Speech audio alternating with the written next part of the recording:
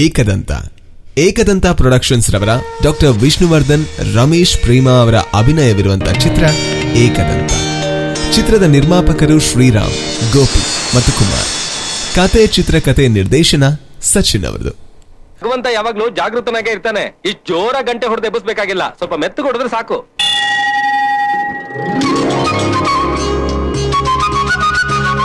ಅಪ್ಪ ಗಣೇಶ, ಎಲ್ಲರ ಆಸೆ ಆಕಾಂಕ್ಷೆಗಳನ್ನು ಪೂರೈಸು, ಎಲ್ರಿಗೂ ಸುಖ ಸಂತೋಷನ ಕೊಡು. ಆದ್ರೆ ಅದೆಲ್ಲದಕ್ಕಿಂತ ಮೊದಲು ನನ್ನ ಆಸೆಯನ್ನು ಈಡೇರಿಸು. ಪ್ರತಿ ಮಂಗಳವಾರ ನಿನಗೆ ಉಪವಾಸ ವ್ರತ ಮಾಡ್ತೀನಿ. ಭಗವಂತನ್ ಹರ್ಸ್ಕೊಂಡ್ರೆ ಅದನ್ನ ನಿಷ್ಠೆಯಿಂದ ಪಾಲಿಸ್ಬೇಕಾಗತ್ತಮ್ಮ. ಅದ್ ನನಗೂ ಗೊತ್ತಿದೆ. Oh sorry. ನೋನಾ, it's my pleasure. Hello hello hello hello madam. ಏನು? ನಾನು ಟಾಮಿ. ನೀವ್ ಹಿಂದೆ ಬಿದ್ದಿದ್ ನೋಡೇ ಗೊತ್ತಾಯ್ತು. ಹಾಗಲ್ಲ, ನಾನು ದಿನ ಈ ದೇವಸ್ಥಾನಕ್ಕೆ ಬರ್ತೀನಿ. ದೇವ್ರಿರೋದು ನಿಮ್ ಹಿಂದೆ, ನೀವ್ಯಾಕೆ ನನ್ನ ಹಿಂದೆ ಬರ್ತಿದ್ದೀರಾ? ಅದು ನಿಮ್ ಮುಖದಲ್ಲಿ ಒಂಥರ ಆಕರ್ಷಣೆ ಇತ್ತು, ಅದು ನನ್ನನ್ನ ನಿಮ್ ಹತ್ರ ಸೆಳ್ಕೊಂಡ್ ಬಂತು. ಎರಡು ಕೊಟ್ಟ ಅಂದ್ರೆ ಇಟ್ ಇಸ್ ಮೈ ಪ್ಲೆಷರ್. ದಿನ ನೀವು ದೇವಸ್ಥಾನಕ್ಕೆ ಬರೋದು ಇದಕ್ಕೇನಾ? ಹೌದು. ಏನ? ಹಾಗಲ್ಲ, ನಾನು ದಿನ ದೇವಸ್ಥಾನಕ್ಕೆ ಬರ್ತಾ ಇದ್ದೆ. ದೇವ್ರೆ, ನನಗೊಬ್ಳು ಬಾಳ ಸಂಗಾತಿನ ಕೊಡಪ್ಪ ಅಂತ ಕೇಳ್ಕೊತಾ ಇದ್ದೆ.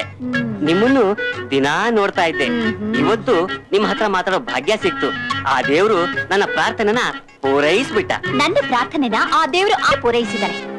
ಅಂದ್ರೆ ಅಂದ್ರೆ 6 ವರ್ಷದ ಹಿಂದೆನೆ ನನಗ್ ಮದ್ವೆ ಆಗಿದೆ. ಎಂತ ಪ್ರಾಸ, ನಾನು ಕವಿ ಆಗ್ಬಹುದು. ಹಲೋ ಹಲೋ ಹಲೋ ಹಲೋ, ನೀವು ಕವಿ ಆಗೋದೇನು ಬೇಡ, ಕಲಾವಿದರಾಗೇ ಇರಿ. ಯಾಕೆ ನಿಮ್ ಬಗ್ಗೆ ನಾನ್ ಕಾಣ್ತಿರೋ ಕನಸುಗಳಿಗಿಂತ ದೊಡ್ಡ ಕಲಾವಿದರಾಗಿ ನೀವು ಹೆಸರು ಗಳಿಸ್ಬೇಕು. ಭಕ್ತಿ, ನಿನ್ ಕನ್ಸಲ್ಲ ನನ್ಸಾಗಲ್ಲ ಅಂತ ನನಗೆ ಅನ್ನಿಸ್ತಿದೆ. ಯಾಕೆ? ಏನಿದು ಇವತ್ತಿಂತ ಮಾತಾಡ್ತಿದ್ದೀರಾ? ಇವತ್ತು ಅಂದ್ರೆ ಇವತ್ತೇನ್ ವಿಶೇಷವಾದ ದಿನನಾ? ನೋಡಿದ್ರ ನೀವು ಮರ್ತೇ ಹೋಗಿದ್ದೀರಾ. ಏನಿವತ್ತು? ಅಲ್ಲ ಏನಿವತ್ತು? ಗೊತ್ತು ಗೊತ್ತು, ಇವತ್ತು ಈ ಆದರ್ಶ ದಂಪತಿಗಳ 6ನೇ ಆನಿವರ್ಸರಿ. ಅದೇ ನಾನ್ ಜ್ಞಾಪಕ ಮಾಡಿದ್ಮೇಲೆ ನಿಮಗೆ ನೆನಪಾಗ. ನೀವ್ ಜ್ಞಾಪಕ ಮಾಡಿದ್ಮೇಲೆ ಗೊತ್ತಾಗೋದಾಗಿದ್ರೆ ಮೊದ್ಲೇ ಕೇಕ್ ತಂದಿಡ್ತಾ ಇದ್ವಾ? ಅಂದ್ರೆ ಕೇಕ್ ತಂದಿದ್ದೀರಾ? ನಮ್ 6ನೇ ಆನಿವರ್ಸರಿ ಸಕ್ಕತ್ತ ಸೂಟ್ ಆಗುವಂತ ಕೇಕ್ ತಂದಿದ್ದೀನಿ. 6 ಕೆಜಿಗ? 6 ವೆರೈಟಿದ? ನೋ, 6 ರೂಪಾಯಿ. ಇದು ಕೇಕ್ ಅಲ್ಲ, ಪೇಸ್ಟ್ರಿ. ಚಿತ್ರದ ಕತೆ ವ್ಯಾಕಿ ಮತ್ತು ಭಕ್ತಿ ಅನ್ನೋ ಗಂಡ ಹೆಂಡತರ ಮೇಲೆ ಅವಲಂಬಿತವಾಗಿದೆ. ಇವರಿಬ್ರು ಅನ್ಯೋನ್ಯವಾಗಿ ಬಾಳ್ತಾ ಇರ್ತಾರೆ, ಒಬ್ರನ್ನೊಬ್ರು ತುಂಬಾ ಇಷ್ಟಪಡ್ತಾ ಇರ್ತಾರೆ. ವ್ಯಾಕಿ ಒಬ್ಬ ಆರ್ಟಿಸ್ಟ್, ಚಿತ್ರ ಬಿಡಿಸುವ ಕಲೆ ಅವನಿಗೆ ಒಲ್ದಿರುತ್ತೆ. ಆದ್ರೆ ದೊಡ್ಡ ಕಲಾವಿದ ಆಗ್ಬೇಕು ಅನ್ನೋ ಅವನ ಕನಸಾಗೆ ಉಳಿದಿರುತ್ತೆ. ಇದರ ಜೊತೆಗೆ ಮಕ್ಕಳಿಲ್ಲ ಅನ್ನೋ ಕೊರಗು ಈ ದಂಪತಿಗಳನ್ನ ಕಾಡ್ತಾ ಇರುತ್ತೆ. ಆದ್ರೆ ಇದಕ್ಕೆಲ್ಲ ಕಾರಣ ತನ್ನ ಗಂಡನ ತೀರದ ಒಂದು ಹರಕೆ ಅಂತ ಗೊತ್ತಾಗುತ್ತೆ ಭಕ್ತಿಗೆ.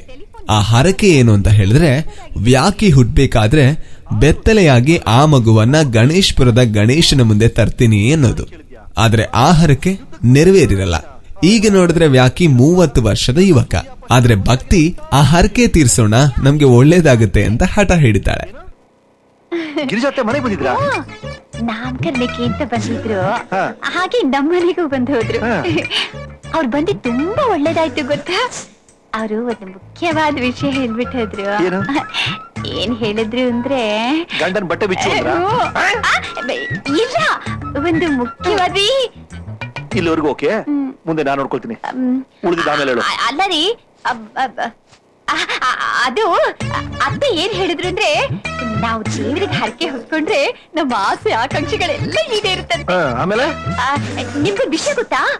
ಪುತ್ರ ಪ್ರಾಪ್ತಿಗೋಸ್ಕರ ನಿಮ್ ತಂದೆ ಗಣಪತಿಪುರದ ಗಣೇಶನ ಹತ್ರ ಹರಕೆ ಹೊತ್ಕೊಂಡಿದ್ರಂತೆ. ಹರಕೆನಾ?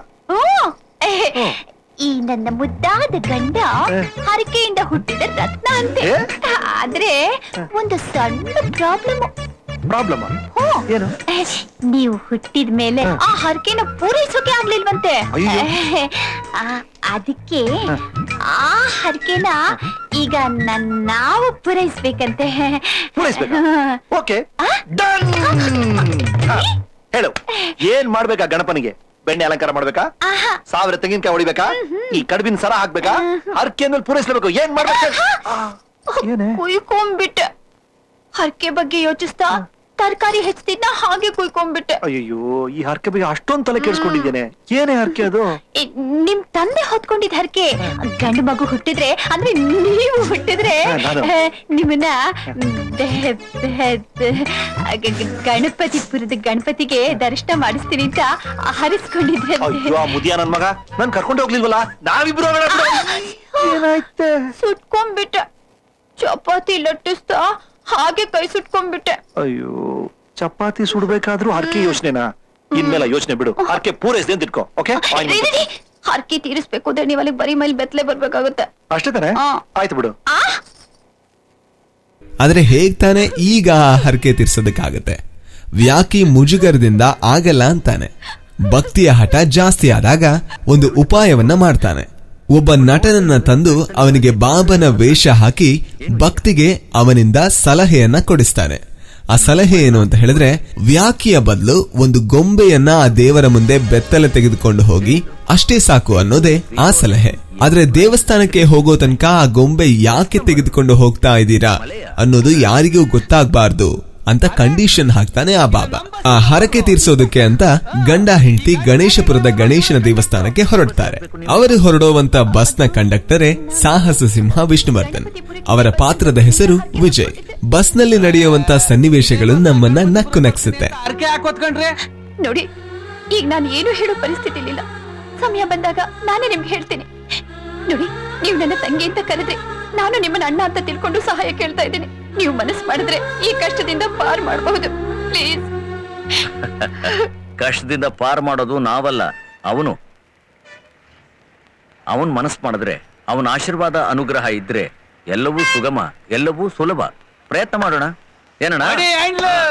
ಇದೊಂದು ವಿಶೇಷ ಸುದ್ದಿ. ಈ ಚಿತ್ರದಲ್ಲಿ ಕಾಣುತ್ತಿರುವ ಡೈಮಂಡ್ ಡ್ಯಾನಿ ಎಂಬ ಕುಖ್ಯಾತ ಅಂತಾರಾಷ್ಟ್ರೀಯ ಸ್ಮಗ್ಲರ್ 80 ಕೋಟಿ ರೂಪಾಯಿ ಬೆಲೆ ಬಾಳುವ ವಜ್ರಗಳೊಂದಿಗೆ ಪರಾರಿಯಾಗಿದ್ದಾನೆ. ಇವನ ಬಗ್ಗೆ ಸರಿಯಾದ ಮಾಹಿತಿ ನೀಡಿದವರಿಗೆ ಸರ್ಕಾರ ಸೂಕ್ತ ಬಹುಮಾನವನ್ನು ಪ್ರಕಟಿಸಿದೆ.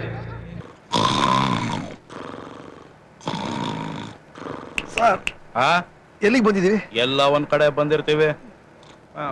ಸುಳ್ಯ ಯಾವಾಗ ಬರುತ್ತೆ? 1 hour ಆಗುತ್ತೆ. ಬಸ್ನ ತಿರ್ಗಿಸ್ಕೊಂಡು ವಾಪಸ್ ಹೋದ್ರೆ. ವಾಟ್? ಸುಳ್ಯ ಹೋಗಿ 1 hour ಆಯ್ತು ಸರ್. ಭಕ್ತಿ ಭಕ್ತಿ ಭಕ್ತಿ ಬಸ್ ಸುಳ್ಯ ದಾಟ್ಬಿಟ್ಟಿದೆ. ಅಯ್ಯೋ ಹೋಗ್ಲಿ ಬಿಡ್ರಿ. ಆಂಟಿಯಲ್ಲಿ ಇಳಿಬೇಕಾಯ್ತು. ಈಗೇನ್ರಿ ಮಾಡುದು? ಆಂಟಿ ಚಿಂತೆ ಇಲ್ದೆ ನಿದ್ದೆ ಮಾಡ್ತಿದ್ದಾರೆ. ಚಿಂತೆ ಇಲ್ದೆ ನಿದ್ದೆ ಮಾಡ್ತಿದಾರೋ ಪರ್ಮನೆಂಟ್ ಹೋಗೇ ಬಿಟ್ಟಿದಾರೋ? ಪೋಸ್ ಹತ್ರ ಇದೆ ಕಣೆ. ನಿದ್ದೆಯಿಂದ ಇದ್ರೆ ಕೇರಳ ಕಳರಿ ಪಟ್ಟು ಶುರು ಮಾಡ್ತಾರೆ. ಬಂತು ಅಪಾಯ ನನ್ ಮಗುಗೆ. ವಿಜಯನಿಗೆ ಹೇಳಿ ನೋಡ್ರಿ.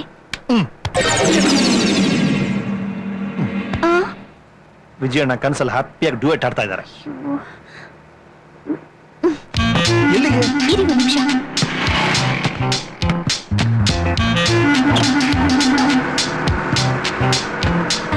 ಡ್ರೈವರ್ ಅಣ್ಣ, ನಾವಿಲ್ಲಿಂದಾನೆ ಹೇಳ್ತೀವಿ. ಹೇಳಿ ಹೇಳಿ, ಏನ್ ವಿಷಯ? ಸ್ವಲ್ಪ ಗಾಡಿ ಹಿಂದಕ್ಕೆ ತಿರ್ಗಿಸ್ತೀರಾ? ಹಿಂದಕ್ಕೆ ತಿರುಗಿಸ್ಬೇಕಾ? ಹೌದು, ನಮ್ ಹಿಂದೆ ಕೂತಿದಾರಲ್ಲ ಆಂಟಿ, ಕಥಕಳಿ ಅಮ್ಮೆ. ಅವರು ಸೂರ್ಯದಲ್ಲಿ ಇಳಿಬೇಕಾಗಿತ್ತು. ಎಪ್ಸಿ ಅಂತ ಹೇಳಿ ಮಲ್ಕೊಂಡ್ಬಿಟ್ರು. ನಾವು ಹಾಗೆ ಮಲ್ಕೊಂಡ್ಬಿಟ್ವಿ. ಮುಳುಗ್ಬಿಟ್ರೆ ನಾನ್ ಗಾಡಿ ಹಿಂದಕ್ಕೆ ತಿರುಗಿಸ್ಬಿಡಕ್ ಆಯ್ತದ? ಅದೆಲ್ಲ ಆಗಕ್ಕಿಲ್ಲ. ಗಾಡಿ ನಿಲ್ಲಿಸ್ತೀನಿ, ಅವಮ್ಮನ್ ಇಲ್ಲೇ ಇಳಿಸ್ಬಿಡಿ. ಆಮೇಲೆ ಗೊತ್ತಾದ್ರೆ? ಗೊತ್ತಾಗ್ಲಿ ಬಿಡಿ, ಅಷ್ಟೊತ್ತಿಗೆ ನಾವು ಹೊಂಟೋಗಿರ್ತೀವಲ್ಲ. ಬೇಡಿ ಡ್ರೈವರ್ ಅಣ್ಣ, ಪ್ಲೀಸ್ ಹಾಗೆ ಮಾಡ್ಬೇಡಿ. ಹೌದು ಸರ್, ಪಾಪ ಒಂಟಿ ಅಬ್ಲೆ. ಆಬ್ಲೆ ಗಿಬ್ಲೆ ಅನ್ಬೇಡಿ ಸ್ವಾಮಿ, ತಬಲಾ ಬಜಾಯಿಸ್ಬಿಡ್ತಾಳ ಆಮ್ಯಾಕೆ. ಡ್ರೈವರ್ ಅಣ್ಣ, ನಾನ್ ಬೇಕಾದ್ರೆ ನಿಮ್ ಕಾಲ್ ಹಿಡ್ಕೋತೀನಿ. ಕಂಡವ್ರ ಕಾಲಲ್ಲ ನೀನ್ ಯಾಕೆ ಹಿಡಿತ್ಯಾ? ಏನೇನು? ಅಲ್ಲಲ್ಲ, ನಿಮ್ಗಿರೋದೇ 2 ಕಾಲು. ಗ್ಲಾಸ್ ನಲ್ಲಿ ಬರ್ದಿದ್ದ ರಿವರ್ಸ್ ಅಲ್ಲಿ ಓದ್ ಹೇಳಿದೆ. Right right. ನನ್ಗೊಂದು ಟಿಕೆಟ್ ಕೊಡು. 190 ಕೊಡಿ.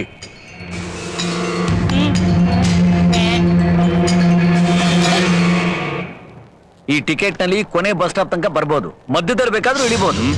ಚಿಲ್ಲರೆ ಆಮೇಲೆ ಕೊಡ್ತೀನಿ, ಮೊದಲು ಕೂತ್ಕೊಳ್ಳಿ.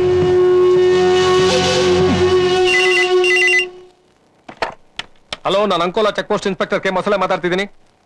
ಏನು? ಕುಖ್ಯಾತ ಸ್ಮಗ್ಲರ್ ಡೈಮಂಡ್ ಡ್ಯಾನಿ 80 ಕೋಟಿ ವಜ್ರಗಳನ್ನು ತಗೊಂಡು ದುಬೈಗೆ ಹೋಗ್ತಿದ್ದಾನ? ಓಕೆ ಸರ್, ನಾನು ಈಗಲೇ ಹೋಗ್ತೀನಿ ಸರ್. 340. ಸರ್, ನಾನೆಲ್ಲ ಕೇಳಿಸ್ಕೊಂಡೆ ಸರ್. ಡೈಮಂಡ್ ಡ್ಯಾನಿ ತಪ್ಪಿಸ್ಕೊಂಡು ದುಬೈ ಓಡೋಗಾಗಿದ್ರೆ ಏರ್ಪೋರ್ಟ್ ಪೊಲೀಸ್ನವ್ರಿಗೆ ತಾನೇ ಇನ್ಫಾರ್ಮ್ ಮಾಡ್ಬೇಕು. ನಮ್ಗೆ ಯಾಕೆ ಸರ್ ಮಾಡಿದ್ದಾರೆ? ಡೈಮಂಡ್ ಡ್ಯಾನಿ ಈ ಸಲ ದುಬೈಗೆ ಹಡಗ್ನಲ್ಲಿ ಹೋಗ್ತಾ ಇದ್ದಾನಂತೆ. ಅಷ್ಟೇ ಅಲ್ಲ, ಈ ಸಲ ಅವ್ನು ದುಬೈಗೆ ಹೋಗಕ್ಕೆ ಗಣಪತಿಪುರ ಸಮುದ್ರ ತೀರ ಆರಿಸ್ಕೊಂಡಿದ್ದಾನಂತೆ. ಸರ್, ನಾನು ಒಂದು ಗಾಡಿನ ಬಿಡದೆ ಚೆಕ್ ಮಾಡ್ತೀನಿ ಸರ್. ಡೈಮಂಡ್ ಡ್ಯಾನಿ ಯಾವ ರೂಟಲ್ಲಿ ಬರ್ತಾ ಇದ್ದಾನೆ, ಯಾವ ಗಾಡಿಲಿ ಬರ್ತಾ ಇದ್ದಾನೆ, ಆ ಗಾಡಿ ನಂಬರ್ ಎಷ್ಟು ಅಂತ ಹೇಳಿದ್ರು ಸಾಕು ಸರ್, ಲಾಭಕ್ಕಂತ ಹಿಡಿದ್ಬಿಡ್ತೀನಿ. ಡೈಮಂಡ್ ಡ್ಯಾನಿ ಬಹಳ ಬುದ್ಧಿವಂತ.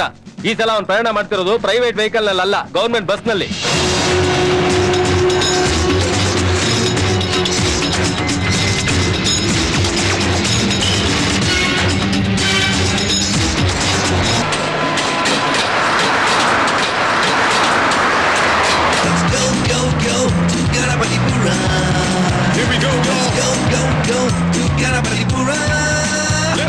Hey, welcome back, and this is Candy again, and you're watching the second half of our journey. ಅಮ್ಮ ನಿರೂಪಕಿ, ನೀವೇನ್ ಹೇಳ್ಬೇಕು ಅಂತ ಇದಿರೋ ಅದನ್ನ ಕಸ್ತೂರಿ ಕನ್ನಡದಲ್ಲಿ ಹೇಳಿದ್ರೆ ಕೇಳೋದಕ್ಕೆ ಹಿತವಾಗೂ ಇರುತ್ತೆ, ಎಲ್ರಿಗೂ ಅರ್ಥನೂ ಆಗುತ್ತೆ. ಸರಿ ಸ್ನೇಹಿತರೆ, ನಮ್ಮ ಪ್ರಯಾಣದ ಅರ್ಧ ಭಾಗವನ್ನು ಮುಗಿಸಿ ನಾವು ಮುಂದೆ ಹೋಗ್ತಾ ಇದೀವಿ. ಲೀಲಾದೇವಿ ಪಾತ್ರ, ಮೂಗ ಪ್ರಯಾಣಿಕನ ಪಾತ್ರ ಎಲ್ಲವೂ ಇಷ್ಟವಾಗುತ್ತೆ. ಇದೇ ಸಮಯಕ್ಕೆ ಡೈಮಂಡ್ ಡ್ಯಾನಿ ಅನ್ನುವಂತ ಒಬ್ಬ ಸ್ಮಗ್ಲರ್ ತಪ್ಪಿಸ್ಕೋತಾ ಇರ್ತಾನೆ, ಅದು ಕೂಡ ಇದೇ ಬಸ್ ನಲ್ಲಿ. ಈ ಬಸ್ ಅನ್ನ ಅಡ್ಡ ಹಾಕ್ತಾರೆ ಪೊಲೀಸರು. ಆದ್ರೆ ವೇಷ ಮರೆಸ್ಕೊಂಡಿರೋ ಡ್ಯಾನಿ ಪರಿಚಯ ಅವರಿಗೆ ಹಿಡಿಯೋದಕ್ಕೆ ಆಗೋದಿಲ್ಲ. ಆದ್ರೆ ಪೊಲೀಸರು ಬಸ್ಸಿಂದ ಇಳಿದು ಹೋದ ಮೇಲೆ ಡ್ಯಾನಿಯ ಪರಿಚಯ ಹಿಡಿತಾನೆ ವ್ಯಾಕಿ. ಆಗ ಡ್ಯಾನಿ ಮತ್ತವನ ಸಂಗಡಿಗರ ಮೇಲೆ ಆಕ್ರಮಣ ಮಾಡ್ತಾರೆ ವ್ಯಾಕಿ ಮತ್ತು ವಿಜಯ್. ಈಗಲೂ ನೀನೇ ಏನಾದ್ರೂ ದಾರಿ ತೋರಿಸ್ಬೇಕು.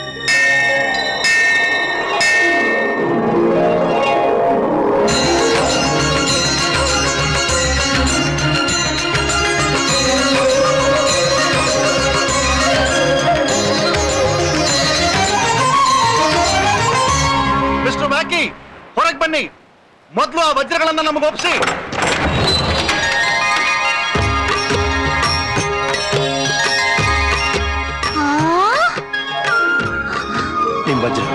ವ್ಯಾಕಿ, ಏನಿದು? ಆ ಏಕದಂತ ನಮ್ ಹರ್ಕೆನ ಅವನಾಗವನೇ ಪೂರೈಸ್ಕೊಂಡ. ಅಷ್ಟೇ ಅಲ್ಲ, ಅವನು ನಿಮ್ಗೆ ಮಹಾಪ್ರಸಾದನೂ ಕೊಟ್ಟಿದ್ದಾನೆ. ಅಂದ್ರೆ ನಿಯಮದ ಪ್ರಕಾರ 80 ಕೋಟಿ ವಜ್ರಗಳಲ್ಲಿ 10% ಸರ್ಕಾರ ನಿಮಗೆ ಬಹುಮಾನ ಅಂತ ಕೊಡುತ್ತೆ. 10% ಅಂದ್ರೆ 8 ಕೋಟಿ. 8 ಕೋಟಿ? ನೋಡಿದ್ರೆ ವ್ಯಾಕಿ, ಹರಕೆ ತೀರ್ಸಿದ ತಕ್ಷಣ ಏಕದಂತ ನಮ್ಗೆ ಎಂಥ ವರ ಕೊಟ್ಬಿಟ್ಟ. ಈಗ ನಾನ್ ಮತ್ತೆ ಹರಕೆ ಹೊತ್ಕೋತೀನಿ, ನಮಗ್ ಮಗು ಆದ ತಕ್ಷಣ ಮಗುನ ಇಲ್ಲಿಗೆ ಕರ್ಕೊಂಡ್ ಬರ್ತೀನಿ ಅಂತ. ಏನಂತೀರಾ? ಖಂಡಿತ ಬರೋಣ, ಆದ್ರೆ ಬೆತ್ಲೆ ಆಗಲ್ಲ ತಾನೆ. ಗಣಪತಿ ಬಪ್ಪ.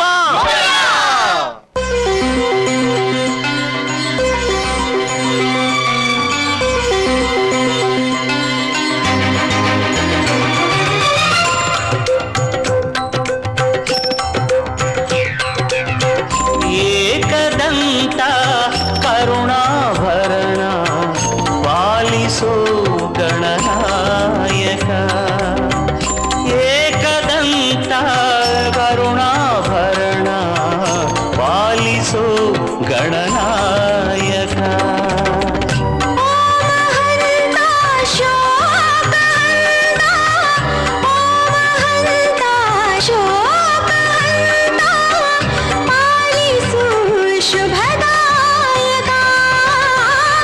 ಏಕದಂತ ಕರುಣಾಭರಣ ಪಾಲಿಸೋ ಗಣನಾಯಕ. ಶಿವನಂದನ ಭವಾನಿ ನಂದನ ಹೇರಂಬ ವಿನಾಯಕ. ಓಂ ಗಣೇಶ ಶ್ರೀ ಗಣೇಶ ಜೈ ಜೈ ಜೈ ಗಣನಾಯಕ. ಹೇ ಶಿವನಂದನ ಭವಾನಿ ನಂದನ ಹೇರಂಬ ವಿನಾಯಕ. ಓಂ ಗಣೇಶ ಶ್ರೀ ಗಣೇಶ ಜೈ ಜೈ ಜೈ ಗಣನಾಯಕ. ಏಕದಂತ ಕರುಣಾಭರಣ ಪಾಲಿಸು ಗಣನಾಯಕ.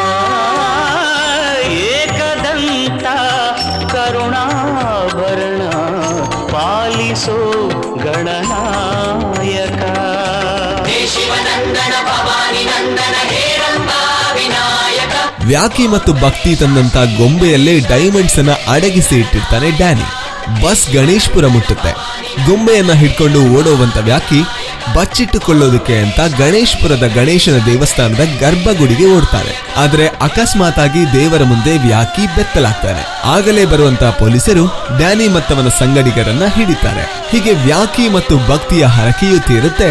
ಅವರು ಮಾಡಿದ ಸಾಹಸಕ್ಕೆ ಪೊಲೀಸರಿಂದ ಬಹುಮಾನವೂ ಲಭಿಸುತ್ತೆ. ಏಕದಂತನ ಅನುಗ್ರಹದಿಂದ ಎಲ್ಲರಿಗೂ ಶುಭವಾಗುತ್ತೆ.